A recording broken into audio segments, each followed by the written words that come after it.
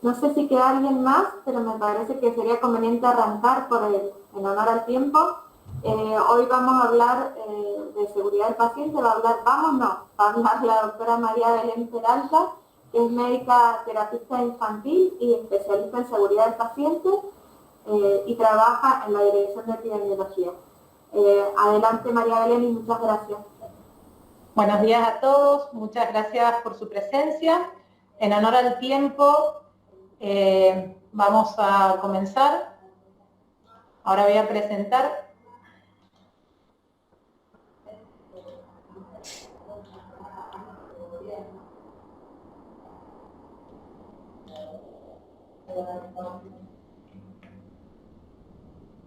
Mónica, ¿se ve?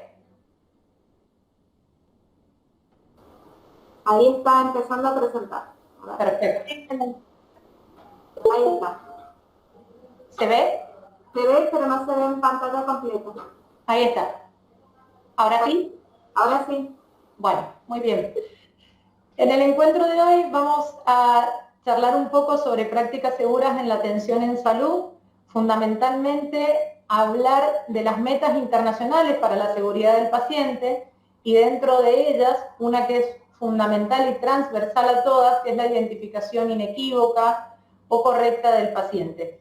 La verdad que para un solo encuentro hablar de todas las metas es un objetivo bastante ambicioso, ya que cada una de ellas se puede desglosar y nos podría ocupar prácticamente un encuentro, pero vamos a intentar tocar los puntos fundamentales de cada una y explayarnos un poco más en la identificación inequívoca del paciente.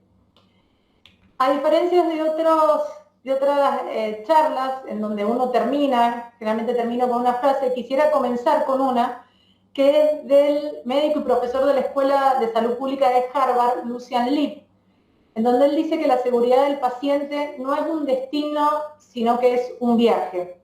Lucian Leape fue uno de los precursores en todo lo que fue la investigación, la presentación, la generación de documentos en relación a los eventos adversos producidos por la atención en salud, fundamentalmente en los hospitales, y en relación a la generación de culturas de seguridad en las instituciones. La verdad que para nosotros, desde la dirección, la verdad que es un camino que tenemos que empezar a recorrer todos en conjunto y todo el equipo de salud, teniendo como destino final la excelencia en la calidad de la atención. Antes de abordar específicamente prácticas seguras, nos tenemos que situar en que estas prácticas están debajo o están integrando lo que es la calidad en la atención. La Organización Mundial de la Salud, junto con el Instituto de Medicina, lograron llegar a una definición integral en donde la calidad de la atención es el grado en que los servicios de salud para las personas y los grupos de población incrementan la probabilidad de alcanzar los resultados sanitarios deseados y se ajustan a conocimientos profesionales basados en datos probatorios o en la mejor evidencia disponible. Cuando uno habla de una atención en salud de calidad, habla de que tiene que tener componentes o dimensiones fundamentales que son inherentes y que tienen que estar en su totalidad. Una atención de calidad tiene que ser centrada en la persona, respondiendo a sus prioridades, necesidades, valores, creencias, decisiones. Antes se decía que tenía que ser centrada en el paciente, pero para una persona ser paciente es una condición que puede ser transitoria en el lapso de su vida, entonces se habla de una atención centrada en la persona. Tiene que ser eficaz, o sea, basada en la mejor evidencia científica disponible y brindada a quien lo necesita. Tiene que ser segura, o sea, tiene que reducir y o evitar daños innecesarios asociados a la salud y en el caso que se produjeran tiene que mitigar sus consecuencias. Tiene que ser eficiente, o sea, aprovechar al máximo los recursos disponibles evitando el desperdicio. Tiene que ser equitativa, o sea que a igual condición de salud tiene que todas las personas poder recibir la misma calidad de atención sin distinción de ningún tipo. Tiene que ser integral, o sea, coordinada entre los niveles y entre todos los proveedores, que son muchos, y tiene que ser integral a lo largo de todo el curso de la vida de una persona, y tiene que ser accesible, o sea, no tiene que tener barreras para ser recibida, y esto va en relación a que tiene que ser oportuna. o sea, en el momento adecuado. El Instituto de Medicina, que ha abogado durante mucho tiempo por la calidad en salud, lo muestra como una pirámide en donde la seguridad es una característica basal, son los cimientos de una calidad, digamos, integral en la atención de salud. Entonces podríamos decir que una atención de calidad es hacer bien lo adecuado, en donde se entremezclan de manera inherente lo que el paciente espera, que son sus expectativas, sus necesidades, como dijimos, es centrada en la persona, y lo que el paciente debe recibir en relación al conocimiento en ese momento, que es la evidencia, la mejor evidencia disponible, en relación a la tecnología, a la innovación, y en relación a los recursos que nosotros disponemos en nuestros ambientes de trabajo. Entonces, intentando tener una visión integral de la calidad unida, ¿sí?, y como un deber en relación a la atención de salud, ¿qué hacemos para mejorar la calidad en nuestro sistema y cómo logramos una atención de los pacientes más segura? Tenemos que recordar un poco lo que Marcela nos comentó en el encuentro anterior, en donde ella nos decía que la seguridad del paciente es una disciplina, como vimos, es una dimensión y un atributo de la calidad, que tiene que tener una visión sistémica y que la atención en salud la tenemos que considerar una atención riesgosa. No existe el daño en cero en salud y siempre van a haber eventos adversos no deseados. Lo que nosotros tenemos que generar son sistemas más seguros en donde esos eventos no deseados disminuyan su ocurrencia y si ocurren, mitiguemos sus consecuencias. Si uno rápidamente ve el recorrido en lo que es el movimiento mundial en seguridad del paciente, quisimos mostrarlo un poco en esta línea del tiempo, en donde hemos colocado los hitos más importantes a nivel mundial. No son los únicos, porque hay muchísimos, en donde podemos decir que el primer gran documento que se publicó fue Errar es humano, por el Instituto de Medicina de Estados Unidos en 1999, en donde expuso de manera fehaciente la gran cantidad de eventos adversos no deseados, por supuesto, que se producían en los hospitales, que producían daño, que producían muerte y que muchos de ellos eran evitables. En el 2003, la Joint Commission Internacional, que es una institución no gubernamental sin fines de lucro, compuesta por múltiples expertos de diferentes países y que trabaja de manera colaborativa con la Organización Mundial de la Salud, publicó las metas nacionales que después se hicieron internacionales de seguridad del paciente. En el 2004, después de una asamblea en Ginebra, se conformó la Alianza Mundial para la Seguridad del Paciente de la Organización Mundial de la Salud, en donde por primera vez se jerarquizó y se priorizó dentro de las líneas estratégicas de la OMS la seguridad del paciente como elemento fundamental de la calidad. A partir de esta alianza se generaron retos globales para la seguridad del paciente, hasta ahora tenemos 3, y de ahí se desprendieron muchos documentos técnicos para que los países pudieran implementar estos retos en función de la seguridad del paciente. En el 2005, el primero fue una cirugía segura, una cirugía limpia es una cirugía segura. En el 2008, cirugías seguras salvan vidas. Y el tercer reto fue en el 2017, medicación sin daño. En el 2007 también se publicaron, hay varios documentos de la Organización Mundial de la Salud, de taxonomía para unificar criterios, en donde, por ejemplo, uno de los más importantes fue el preámbulo, en donde se publicaron 9 soluciones que la Organización Mundial de la Salud proponía a los países para implementar. En el 2011 hubo un estudio iberoamericano en donde Argentina participó, ¿sí?, en donde se puso en relevancia también la presencia de los eventos adversos en las instituciones hospitalarias. Fue dentro de los hospitales en donde se mostró que se producía más del 10% de eventos adversos en lo que era todo el proceso de la salud y que más del 40% era evitable. En el 2019 la OMS proclamó por primera vez el Día Internacional de la Seguridad del Paciente, que es el 17 de septiembre y se celebra desde ese año. Y el último documento, publicado en agosto del año pasado, es un documento que plantea las bases para la década de la seguridad del paciente y el plan de acción propuesto por la OMS 2020-2030.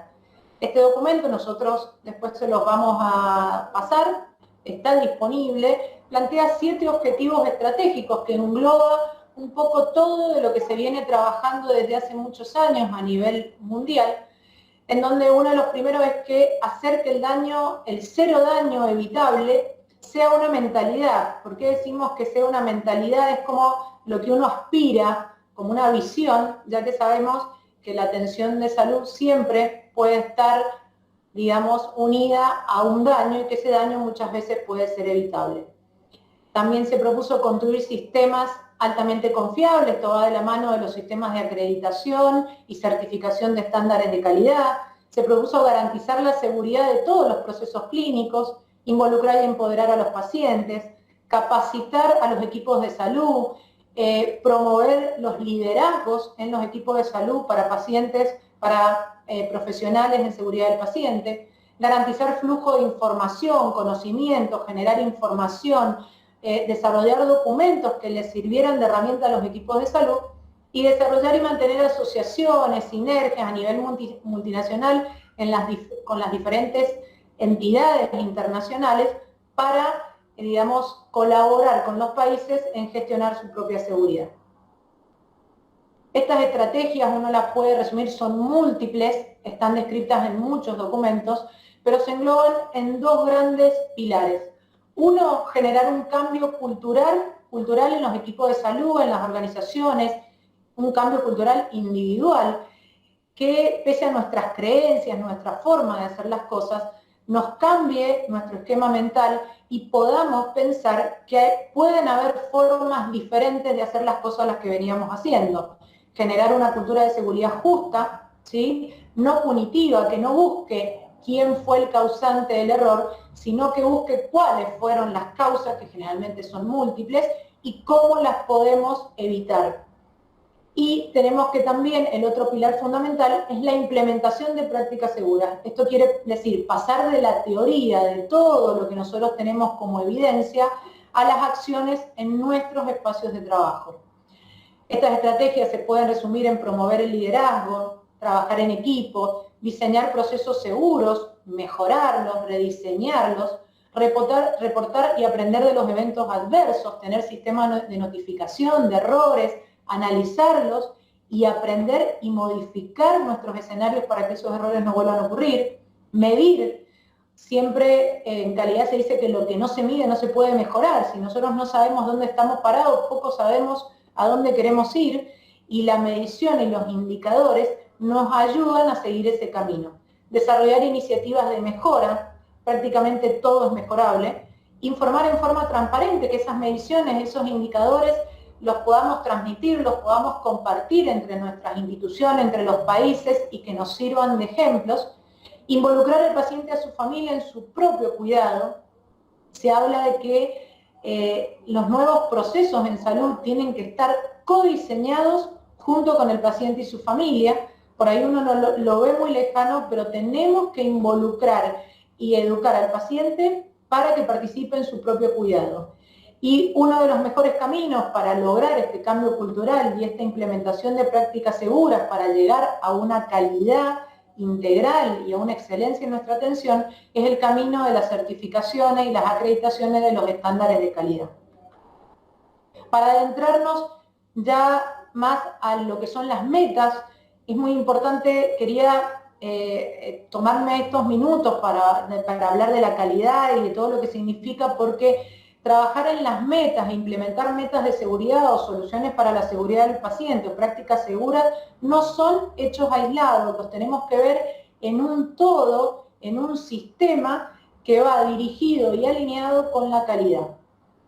En mayo del 2007, la Organización Mundial de la Salud, junto con Joint Commission, publicaron soluciones para la seguridad del paciente. Fueron seleccionadas en relación al impacto potencial que podían tener su implementación, a la solidez de la evidencia con la que se contaba y a la viabilidad de ser aplicada en la mayoría de los países. Como vemos, son múltiples y una de las principales es la identificación del paciente.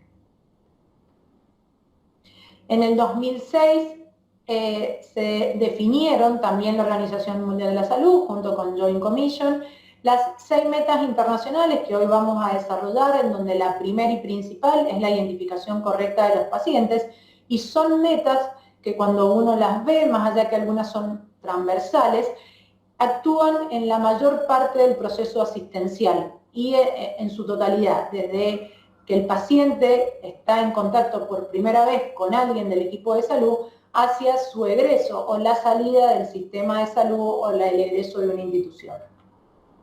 Estas metas internacionales se consideran acciones específicas para mejorar las acciones de la salud, son soluciones con una mirada sistémica que van directamente, como digo, no son cuestiones aisladas, sino que están inmersas en un sistema de salud y se interrelacionan entre ellas, que están basadas en la mejor evidencia y cuya selección fue en relación a los documentos que se publicaron y en relación a la, digamos, y su priorización fue según la frecuencia de los eventos adversos identificados en las instituciones o en los sistemas, porque esto es tanto aplicable para las instituciones hospitalarias como para otros sistemas, otros efectores de salud.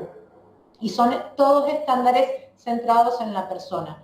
Tanto la seguridad del paciente como la atención centrada en la persona son elementos transversales dentro de las dimensiones de la calidad. El primero es identificar correctamente a los pacientes, el segundo, mejorar la comunicación efectiva, el tercero, mejorar la seguridad de los medicamentos de alto riesgo, el 4, garantizar cirugías seguras que sean en el lugar correcto, con el procedimiento correcto y en el paciente correcto, el 5, reducir el riesgo de infecciones asociadas a los cuidados de la salud, y el 6, reducir el riesgo de daño al paciente a causa de caídas. En primer lugar, vamos a trabajar con la primera meta, que es la identificación correcta, unívoca o inequívoca de los pacientes. Como dijimos, es la principal porque involucra el resto de las prácticas seguras. Es prioritaria porque tiene alto impacto, ya que la identificación incorrecta puede llevar a errores o a eventos no deseados en relación a la prescripción o la administración de medicación, en relación a la administración de transfusiones, a la toma de muestras o al rotulado de muestras de laboratorio, a la realización de procedimientos, hasta situaciones o eventos centinelas, como se considera la entrega incorrecta de un recién nacido a sus padres.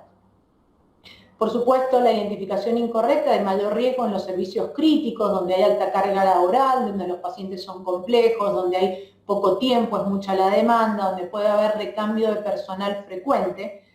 Y esta identificación, esta meta, tiene que estar presente a lo largo de todo el proceso asistencial, desde la admisión de un paciente hasta si se traslada o hasta el egreso de la institución.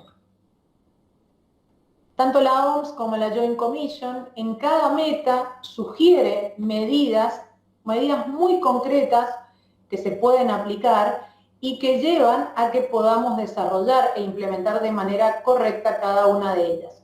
En cuanto a la identificación correcta, nos sugieren que tenemos que utilizar al menos 2 identificadores propios y específicos del paciente, como puede ser el nombre y apellido, la fecha de nacimiento, el DNI o el número de pasaporte, o un número de historia clínica o de identificación generada en cada institución, y nunca utilizar, por ejemplo, para identificar a un paciente el número de una habitación o una determinada ubicación, o su patología o nombre de la enfermedad, o qué médico tiene a cargo, ¿sí? Porque todas esas condiciones se pueden modificar a lo largo del tiempo y eso generar errores.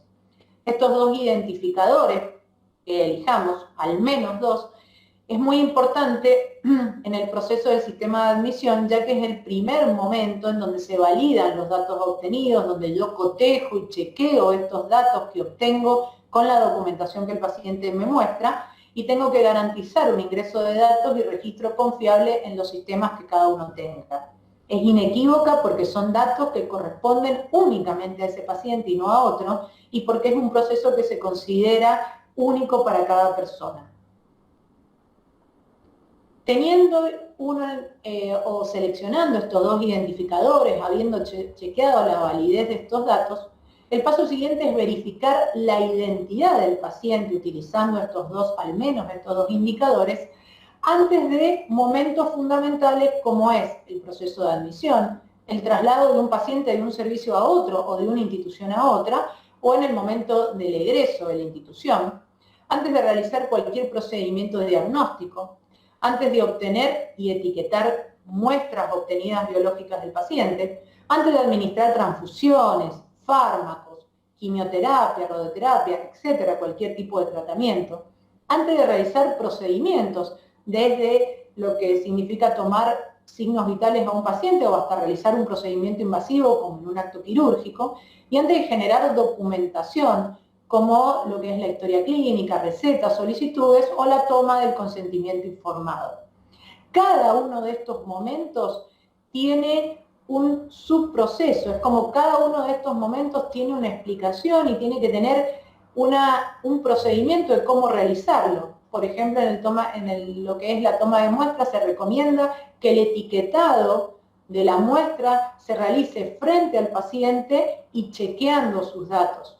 Esta verificación tiene varios componentes y varios pasos, en donde hay un componente oral, en el caso que se pueda hacer con el paciente, en donde la persona le hace preguntas al paciente sobre los datos identificatorios, el paciente me lo contesta y yo lo chequeo con la información que yo tengo en mi documento, ya sea una solicitud de una radiografía o una indicación médica de una administración de un fármaco, y lo tengo que chequear con el instrumento o la herramienta que yo tenga. Por ejemplo, los datos que yo pueda llegar a tener en un brazalete identificatorio.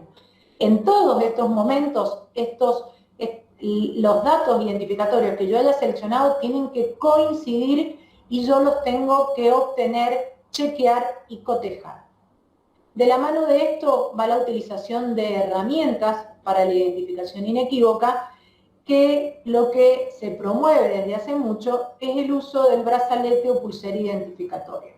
El brazalete es una herramienta más que facilita la tarea, que beneficia la tarea, pero que no garantiza, si yo la tengo, que no se vayan a cometer errores en la identificación. ¿Por qué? Porque es justamente eso, es una herramienta que tiene que ser utilizada en tiempo y forma de manera adecuada para que tenga su efecto. Este brazalete va a depender de la tecnología que yo tengo disponible, va a depender también de la mano de esta herramienta, este brazalete, de la generación de un proceso. Bueno, ¿cómo lo tengo que utilizar yo? Y de la cultura de seguridad que yo tenga en mi institución, ¿sí? Bueno, yo voy a tener el brazalete, voy a tener el procedimiento, ahora todo el equipo tiene que estar alineado y tenemos que colaborar y adherirnos a ese procedimiento. El brazalete como herramienta, junto con estas etapas de verificación y los procedimientos y el cumplimiento de los procedimientos, su objetivo es hacer coincidir al paciente correcto con la atención correcta. En este slide lo que queríamos mostrar es que hay múltiples tipos de brazalete, como dijimos, dependiendo de la tecnología disponible. No es indispensable contar con la última tecnología, como tampoco es indispensable contar con un brazalete, aunque se recomienda fuertemente. Y tenemos brazaletes de todo tipo, brazaletes que pueden ser de llenado manual, brazaletes que utilizan código de barra o código QR, que generalmente va de la mano de la digitalización de la historia clínica, brazaletes que tienen también cuestiones biométricas, la foto de la persona, brazaletes para el binomio madre-hijo, brazaletes que tienen señales colorimétricas para identificar a pacientes en grupo de riesgo, por ejemplo, pacientes inmunodeprimidos, pacientes con riesgo de caído, pacientes con alergias a determinadas situaciones, como pueden ser alergias transfusionales o a fármacos. Acá también vemos que los brazaletes más avanzados, como aquellos que tienen QR o código de barra, por supuesto necesitan tecnología que lo apoye, ¿sí? Y están de la mano con la digitalización de la historia clínica. Yo al escanear el código de barra o el QR, me carga o me trae la información cargada en el sistema de esa persona. Lo más avanzado es las pulseras con radiofrecuencia, que es como que me da la ubicación exacta del paciente en la institución y sería como la tecnología de punta que se está utilizando en algunos lugares. Pero como dijimos, la herramienta en sí misma no garantiza que no ocurran eventos no deseados en cuanto a la identificación. Un paso muy importante es diseñar procesos seguros, o sea, cómo voy a hacer yo las cosas, y redactar procedimientos y protocolos conocidos por todos y a los que nos tengamos que adherir. Estos procedimientos y protocolos tienen objetivos, alcances, son propios de cada institución, o sea, voy a describir la característica de mi brazalete, de mi pulsera en mi institución y cómo la voy a utilizar. Me va a decir cuándo, cómo y quién debe verificar la identificación del paciente, quién es el responsable de la preparación y de la colocación de las pulseras, qué sucede si el sistema, por ejemplo, informático no está disponible y entonces yo no puedo imprimir la pulsera. Bueno, tengo que tener un plan B, tengo que tener alternativas, yo no puedo dejar de identificar al paciente correctamente. ¿Qué tengo que hacer si la pulsera, perdón, de identificación se cae, se retira, se daña o se vuelve ilegible? ¿Cómo actuar ante situaciones especiales? Y cómo evaluar y realizar el seguimiento del cumplimiento de estos procedimientos. Si uno ve, y como también nos mencionó Marcela en el otro encuentro, el procedimiento es como una receta, es como la indicación. Todo, si yo tengo un procedimiento en mi institución, todos vamos a actuar de la misma manera, es como que homogeneiza y hace el trabajo de manera uniforme. De la mano de la redacción de los procedimientos, tengo que capacitar a todo el equipo de salud en estos procedimientos. De nada sirve que se genere un documento que nadie conozca, por lo tanto poco probable que lo podamos cumplir. Los procedimientos, los protocolos no son documentos inertes, son documentos que se pueden modificar, adaptar, que se revisan, que se generan de manera interdisciplinaria con la participación de todos los actores de ese procedimiento y que, como dijimos, tienen que ser conocidos por todo el equipo de salud. Otra de las medidas sugeridas es involucrar activamente al paciente y a su familia en todas las etapas del proceso de su identificación. Para esto uno tiene que educar al paciente. Le tenemos que decir que le vamos a colocar una herramienta, un brazalete, le tenemos que decir que nos tiene que avisar si ese brazalete le pasa algo, le tenemos que decir qué va a hacer el equipo de salud con ese brazalete y le tenemos que decir que también nos ayude a que si no hacemos lo que corresponde como equipo de salud por diferentes motivos, ¿sí? Nos tienen que avisar. Esta es una publicidad que la verdad que me pareció muy interesante del Servicio Nacional de Salud del Reino Unido, específicamente para pacientes oncológicos, pero que les enseña y le dice, bueno, vos como paciente te tenés que preguntar si nosotros te conocemos. ¿Sí? Si nosotros te hemos preguntado, por ejemplo, tu nombre completo y la fecha de nacimiento, o si tenés un brazalete identificatorio puesto. Si no lo tenés que hacer eso, y si lo tenés, ¿sí? Tiene los datos correctos, y recordar que está bien, que eso es un concepto muy importante, el paciente y la familia tienen que saber que está bien que el equipo de salud corrobore los datos identificatorios antes de esos momentos que ya definimos, que no es un signo de debilidad del equipo de salud porque no lo conocemos, no lo tenemos en cuenta, no nos acordamos, sino que podemos conocer muy bien a nuestro paciente, pero igualmente tenemos que corroborar sus datos identificatorios. Por último, tenemos que contar con protocolos claros para situaciones especiales. La verdad que hay situaciones de todo tipo, seguramente cuando veamos algunas, a todos nos vamos a recordar de alguna situación semejante. Podemos tener pacientes con el mismo nombre, el mismo fenotipo, la misma patología, sentados al lado, que tienen que hacerse el mismo procedimiento. Entonces, el riesgo de confundirnos es muy alto. Estas situaciones especiales puede ser cuando el paciente, por su condición neurológica, trastorno de conciencia, no nos puede certificar o responder las preguntas que yo le haga para decirnos su identidad. Entonces, bueno, ahí tenemos que utilizar el plan B, tenemos que utilizar enfoques no orales, utilizar otro sistema de identificación transitorio hasta que podamos hacerlo de manera correcta. Cuando tenemos en las guardias víctimas múltiples, por ejemplo, de accidentes de tránsito, en donde aparte de colocarle el cartel de NN, tenemos que utilizar numeración. cuando tenemos pacientes con incapacidad de comunicarse por sí mismos, ya sea por la edad y que no hay ningún cuidador o por el idioma, cuando tenemos, por ejemplo, prematuros extremos, en donde, o pacientes con lesiones en los miembros, en donde yo tenía determinado que en mi institución el brazalete tenía que ir en el miembro superior derecho, pero no se lo puedo colocar. Bueno, ¿qué hago en esa situación? ¿Sí? Y por supuesto, la identificación del binomio madre recién nacido es una situación especial, tiene sus características, bueno, la va a desarrollar Marcela en el encuentro que viene. Por supuesto, cuando hablamos de situaciones no podemos dejar pasar la situación que estamos viviendo desde el año pasado.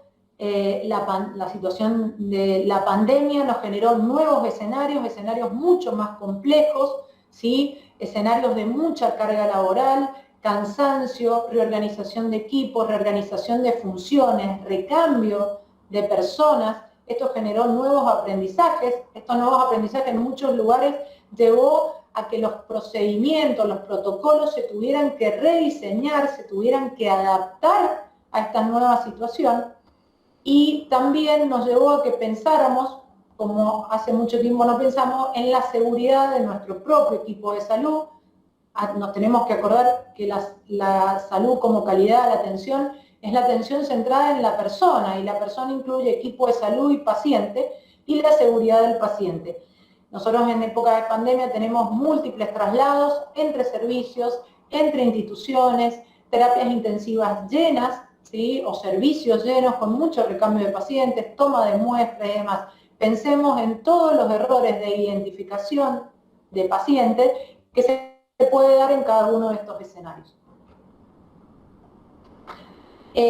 No sé si tienen alguna pregunta hasta ahora. Un poco me he querido explayar más en identificación del paciente, pero ahora vamos a pasar al resto de las metas para tocar algunos puntos fundamentales en honor al tiempo. Pero si tienen alguna pregunta o si quieren, no sé si las quieren dejar para el final, como prefieran. Me parece mejor para el final, no sé si... Perfecto, seguimos entonces. Gracias. Bueno, ahora desarrollamos la primera meta que le dijimos era prioritaria, transversal, fundamental. Ahora pasamos al resto. Todas se interrelacionan en el proceso de atención de salud. La segunda meta es mejorar la comunicación efectiva. Para esto se proponen generar procesos de comunicación estandarizados. ¿Qué quiere decir? La comunicación en salud tiene que ser eficaz, ¿sí? Tiene que ser oportuna, completa, inequívoca, tiene que ser comprendida, mi receptor tiene que comprender perfectamente lo que digo, ya sea que mi receptor sea el paciente y su familia o sea otro integrante del equipo de salud. Entonces tenemos que mejorar lo que es la comunicación verbal y telefónica, sobre todo en estos momentos en donde la comunicación telefónica es muy frecuente y en donde se disminuye lo que es la comunicación escrita. Para esto la OMS y Joint Commission proponen herramientas de comunicación con mnemotecnias muy fáciles, como es el SBAR o el ISAER en castellano, que propone, por ejemplo, para lo que es la comunicación en casos de urgencia. Si yo soy un residente que estoy de guardia y quiero llamar a mi jefe o quiero llamar al residente superior, o soy el médico de la guardia y necesito hablar con el terapista, o sea, contarle de manera urgente una situación determinada, corta, aguda, esto es una herramienta válida, en donde con 5 pasos, ¿sí? Yo puedo contar esa información, puedo transferirla de manera clara. La I de identificación, la S es un pequeño resumen de situación, la A es de antecedentes del paciente, la E de las cosas que yo percibo y que necesito que me digan, y la R, las recomendaciones que la otra persona me da. Estas herramientas se las mostramos como para que vean que existen, pero son herramientas que requieren una capacitación, requieren un entrenamiento y un uso adecuado, y muchas veces tienen un respaldo digital o escrito en papel para realizarlas. También generar procesos seguros para informar resultados críticos. Muchas veces del laboratorio nos llaman en una guardia y nos informan de un valor extremadamente anormal en el que yo tengo que tomar una medida urgente, ¿sí? Estos resultados críticos deben ser chequeados por el que lo emite y el que lo recibe mediante lo que es la escritura, relectura y la confirmación verbal. Y después tenemos otros ejemplos de procesos para la mejora de la comunicación, por ejemplo, en el traspaso seguro de la comunicación o lo que se llama transición asistencial o traspaso de responsabilidad, como es el que se da en una situación del pase de guardia. Un médico que sale de la guardia le tiene que pasar la información de los pacientes a un médico o al equipo que ingresa. Esa no solamente se transmite información, sino que se transmite una responsabilidad, es una transición asistencial que tiene que ser muy importante, tiene que tener datos valideros, no tiene que tener errores, porque de ahí en más yo voy a tomar conductas, ¿sí? Uno de los estándares de calidad que se promueve es la herramienta IPAS, o IPAS en inglés, IPAS para nosotros, también con una mnemotecnia, con siglas, en donde es una herramienta que tiene un componente verbal y también tiene un registro digital generalmente o en papel como respaldo, en donde la I, yo como emisor, hablo de la importancia de la enfermedad, entonces yo le transfiero de manera, digamos, precisa al que lo recibe si ese paciente está estable, si requiere observación estricta o está inestable, yo le aviso. Le cuento del paciente, un resumen, por qué ingresó, los motivos por el cual lo hospitalizaron, la evolución y cómo está actualmente.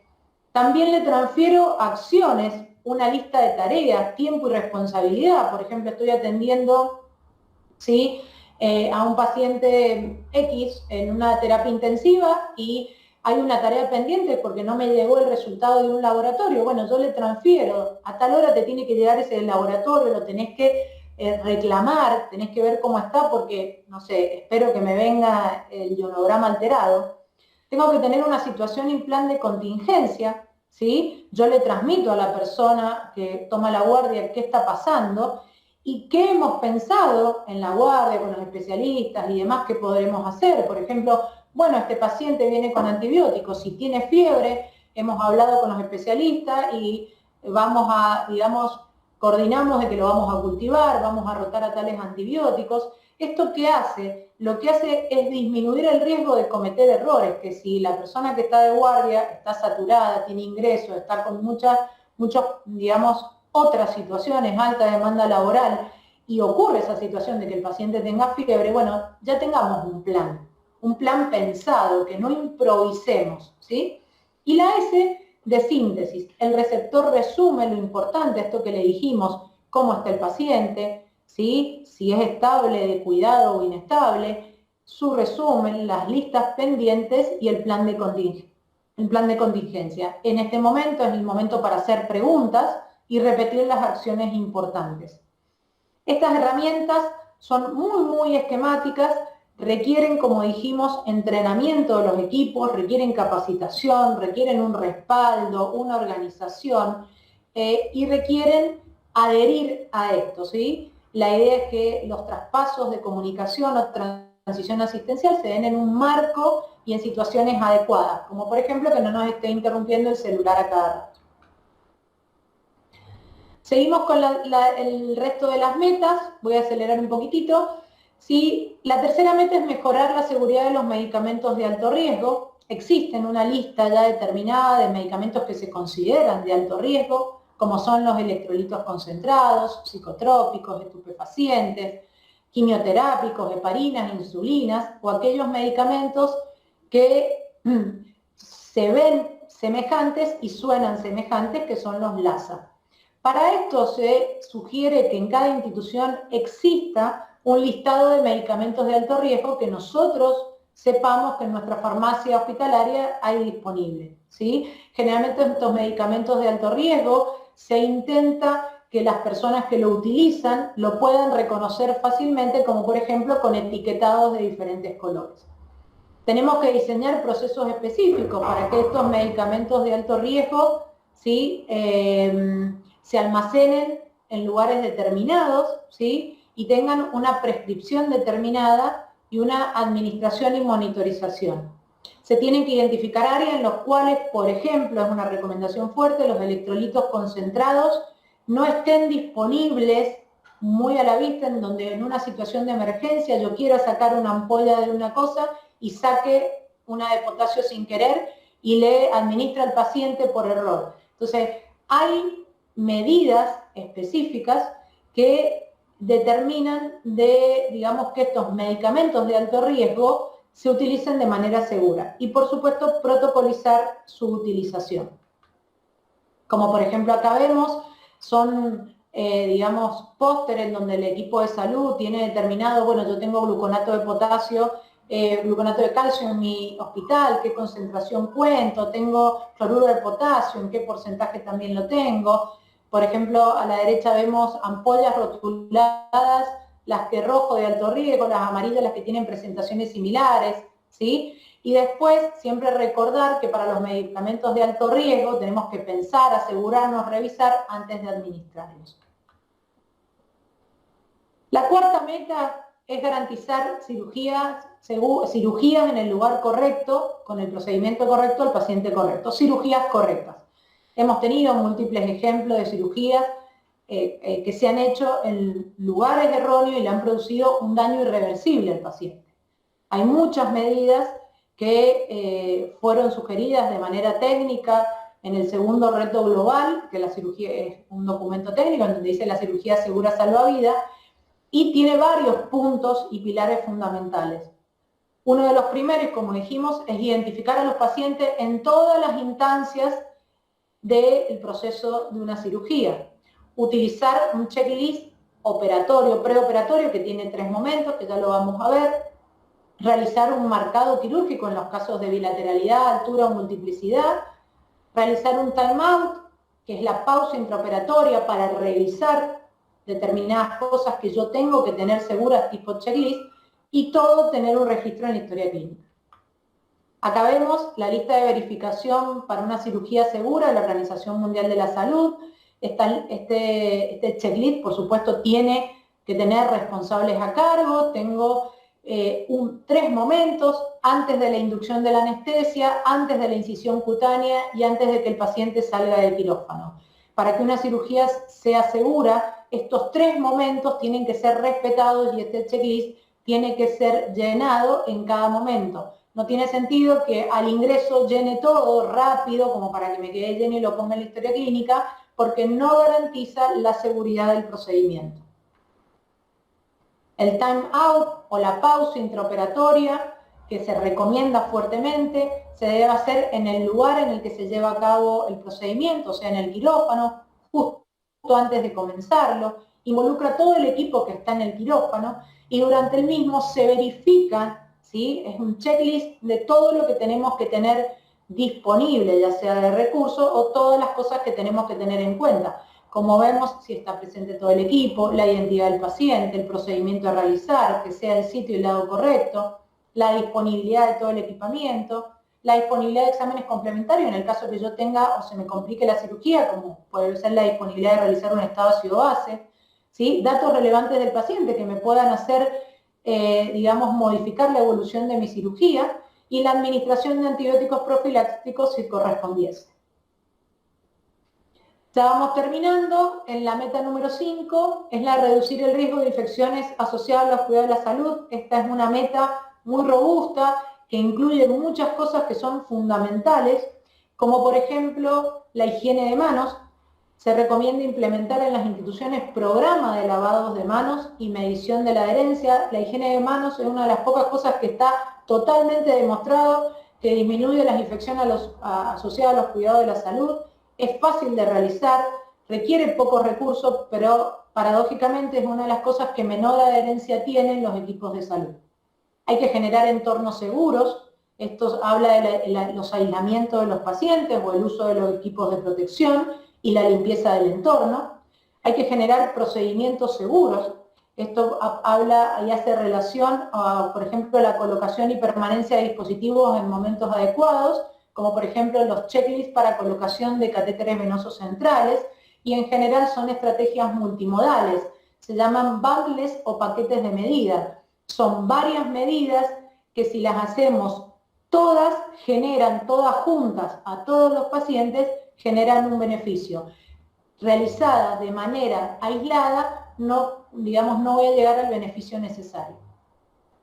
Y la otra de las medidas sugeridas es el uso racional de los antibióticos para evitar la resistencia, y esto habla, por ejemplo, de los programas, el PROA, ¿sí?, para la optimización de antimicrobianos.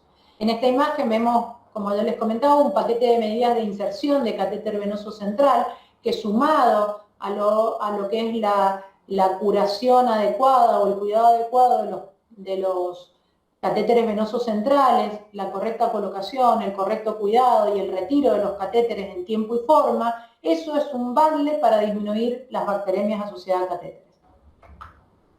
Bueno, esto todos los conocemos, son los póster ampliamente difundidos de la Organización Mundial de la Salud, que deberíamos tenerlos todo el tiempo visibles en nuestros espacios de trabajo, cómo lavarse las manos, los 5 momentos, ¿sí? Y después todo lo que es publicidad para no solamente el equipo de salud, sino para educar al paciente. Por último, la última meta es reducir el riesgo de daño asociado a caídas, ¿sí? Las caídas son muy frecuentes, tanto en todos los grupos etarios, sobre todo en los extremos de la vida. Dentro de las medidas sugeridas es identificar a los pacientes con riesgo de caídas, ¿sí? Hay escalas de valoración pediátrica y de adulto que yo las tengo que aplicar cuando el paciente ingresa y después diariamente, porque la condición del paciente puede modificar y el riesgo se puede modificar. Entonces yo categorizo al paciente según un riesgo y, por supuesto, a mayor riesgo yo tomo medidas, ¿sí?, para que ese paciente no sufra caídas.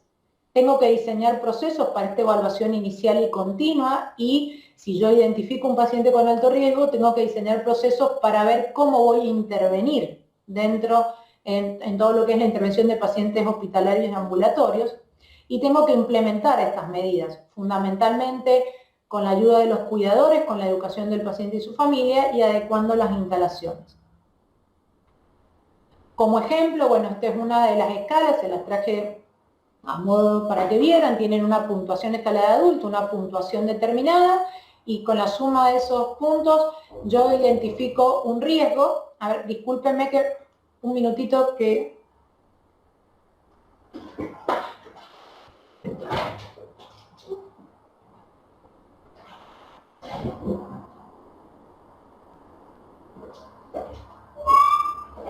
Sí, que estaban queriendo entrar, discúlpenme. Entonces, con esta escala, yo identifico pacientes con riesgo, ¿sí?, los categorizo, muchas veces se pueden identificar con algún tipo de color en las historias clínicas para que todos sepamos que es un paciente, por ejemplo, un anciano que tiene una fractura, que no tiene cuidador todo el tiempo, entonces que el riesgo de caída es mayor, y yo esta escala la tengo que aplicar diariamente por si el estado del paciente varía. Esta es la escala de riesgo de niños, ¿sí?, con el mismo criterio para evitar caídas. Perdonen que apuramos un poquito al final para respetar el tiempo disponible. Como conclusiones, un poco de esta raíz que hemos hecho este recorrido por las metas internacionales, como conclusiones podemos decir que la implementación de prácticas seguras, llámese gold estándar, estándares o metas internacionales, ¿sí?, es prioritaria en la atención de salud, que las organizaciones deben garantizar sistemas de identificación del paciente basados en el uso de al menos 2 identificadores específicos del paciente, en la estandarización y protocolización del proceso, y en capacitar y responsabilizar al equipo de salud en verificar la identidad y en cumplir los protocolos. Debemos favorecer el trabajo en equipos múltiples e interdisciplinarios. Estos procedimientos, estos procesos se deben diseñar de manera conjunta, y debemos capacitar también al paciente y a su familia. Se debe generar una cultura de seguridad positiva, no punitiva, abierta al aprendizaje. Esto quiere decir incorporar estas prácticas seguras como parte de nuestra atención diaria. Incorporarla significa una buena implementación, una buena capacitación, una buena adhesión, una buena medición de esos indicadores que me van a decir cómo estoy yo utilizando esas prácticas seguras. Por último, agradecerles a todos el haber estado presente e irnos con una frase que la verdad que es muy movilizadora, que dijo Albert Einstein, que si hacemos lo que siempre hemos hecho, no llegaremos más allá de donde siempre hemos llegado. Yo creo que debemos plantearnos de que podemos generar una atención más segura, de que podemos mejorar la forma de hacer las cosas y de que no siempre depende de recursos que a veces no tenemos disponibles, sino que el principal cambio o la principal gestión del cambio que tenemos que hacer es la de nuestra propia cultura en la organización. Muchas gracias. Muchas gracias, doctora. Excelente la charla, muy clara. No sé si alguien quiere hacerle una pregunta. Nos ha dejado para seguir trabajando en otros temas ahora, ¿no? Perdón, fue muy rápido, porque para respetar, sé que Mónica siempre pide que respetemos los tiempos, así que, pero bueno, la verdad que todas las metas son para desarrollar y cada una tiene estrategias determinadas, ¿no? Para los que no han anotado en el chat el correo, si quieren anotarlo para que nosotros le pasemos la presentación. Bueno, todos ponen en el chat muy clara la presentación. Muchas gracias. Excelente.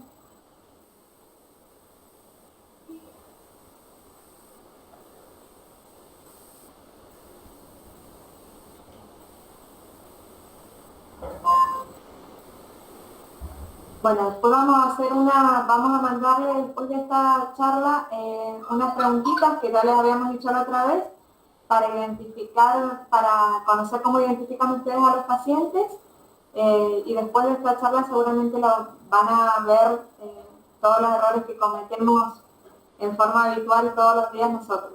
Así que, y para poder lograr algo que sea lo mejor posible para todos, ¿no?